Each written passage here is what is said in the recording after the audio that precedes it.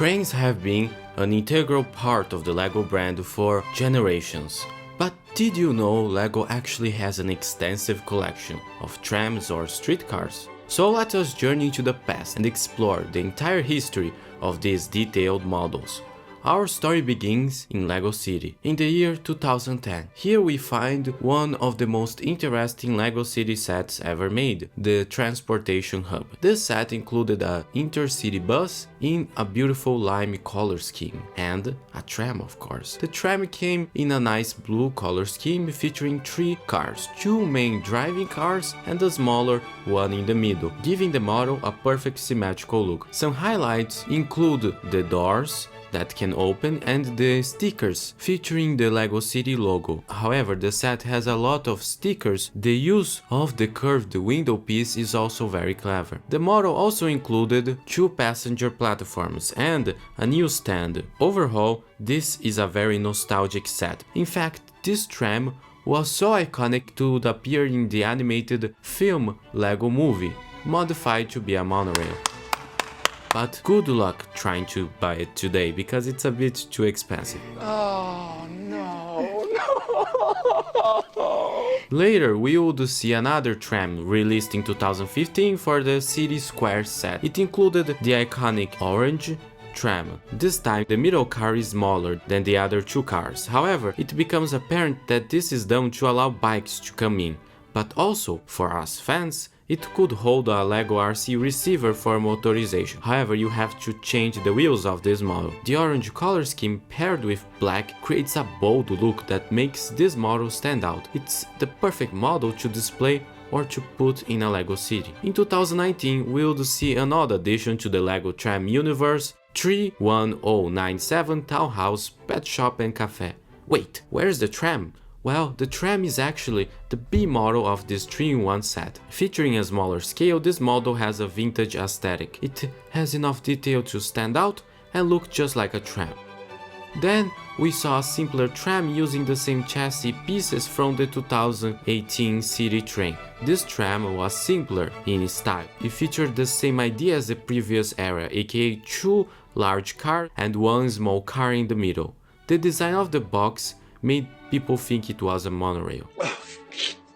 Then we had the Christmas train. This was released with a Winter Village set. This model features a classic vintage design. The cable car is decked out in Christmas decorations, and the model looks just like the San Francisco trams from its overhaul design. However, recently, LEGO released a new tram. Let's start with the best part, of course, the train. We got 3 cars with 2 identical cab units. The roofs are removable, allowing for easy access inside. The way this is accomplished is quite nice, utilizing minimal parts but also resulting in a streamlined aerodynamic look outside. The use of teal and red with black creates a bold look that we haven't seen since this LEGO City train and those classic 80s LEGO trains from back in the day. One downside is these huge doors that open outside the train, instead of sliding side to side like you'd see in real life. The middle car gets a pantograph, the only one in this train, while the others get some sort of ventilation system. The highlight of this design is the cab. The shape of the nose is quite unique for an official LEGO set. It has a low profile look and a smooth surface. There are some gaps, but nothing major. And if you are wondering, this build is accomplished via a very clever building technique. There's also a bumper below, which just adds an extra touch to this very nice model. There's another major downside, and that's that the interior only features 2 seats. Not a lot, meaning most figures are going to be left standing here, and with no guide rails, this is going to be a very painful ride. Then we have my favorite detail, this station indicator, showcasing the next stop of the tram. The other car features 2 wheelchair stickers outside, and this is a major drawback of the set, the amount of stickers used. For many fans, this is outrageous. Inside the car, we get a place to put a wheelchair, of course. Other than that, it is surprisingly quite similar to the other cars. The thing I don't like about this train or tram is how much space there is between the cars. leaving these huge gaps. This train can navigate curves if you're wondering, but I'm probably going to modify this. Another issue is the question of motorization. LEGO doesn't officially support motorization for this model. However, that didn't stop fans from creating their own custom solutions, and currently the best way is to significantly change the buggy system to allow a standard motor to be put there.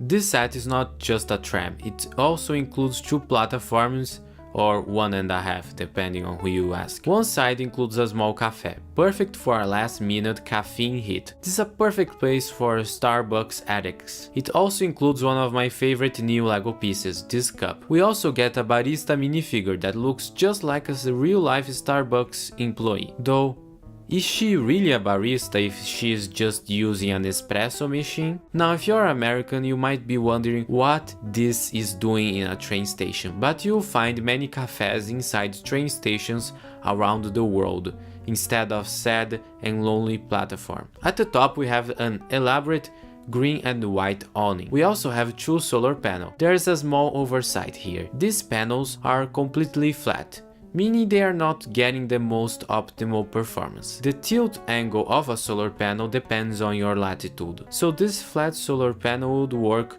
only at the equator. If you want to find out the most optimal angle, just add about 10 degrees to your latitude.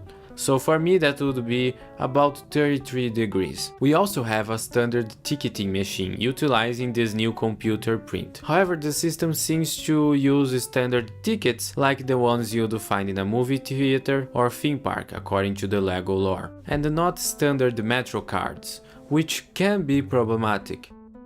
This set includes many accessibility play features. Some of them work, others completely fail. As an architecture student, I know something about accessibility, aka making anyone feel welcomed and well accommodated in a building or public space. The biggest mistake of this set is this ramp, as it's just too steep. Usually we would like something to have an 8% tilt, something nice and soft. However, this ramp is just too steep. If you put a minifigure here, she's going to slide down fast, and that can be dangerous. Going up the ramp is also a challenge, as it will take a lot of energy. So overall, this ramp is not accessible and just bad. I would rather LEGO not include it or have it done as an elevator, as it teaches a bad example to kids who don't know better. If you want more accessible ramp, you're going to need more space and more money with pieces. Then we have this minifigure that is utilizing a service animal, in this case a beautiful whatever this breed is dog, with a new piece. However, this set makes a big omission: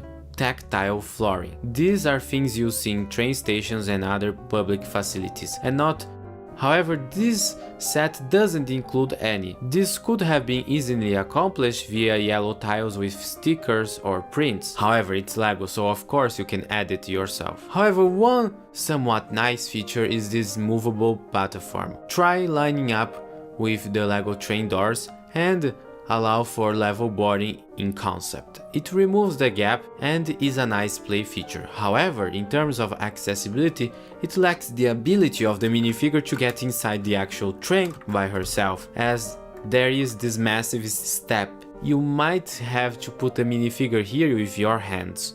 The set comes with 3 of these externable platforms. We also get another platform on the other side that can be added with the platform we showcased. It includes this nice map of the system, and we see that the red line is actually quite small. We also have a timetable that shows a really bad frequency here. Waiting almost an hour for light rail is not optimal, so maybe this is just a government corruption system. So should you get this model as a LEGO train fan? This tram model is very versatile. It can work as a tram, intercity rail, light rail, and even metro for a LEGO city. It has its drawbacks, but it's a good enough model. You get a good train and some nice minifigures, plus some platforms you are probably going to throw in the trash. And for $90, I see it as great value. Sure, there are some small issues, but they are not deal breakers in my opinion. However, you don't need to buy it now. I would wait for a discount or a promotion like double VIP points before picking this model up. So there we have it, every LEGO tram ever made. However, don't fret my friends, do you want to see every LEGO train ever made? Click this video on the screen right now. See you there.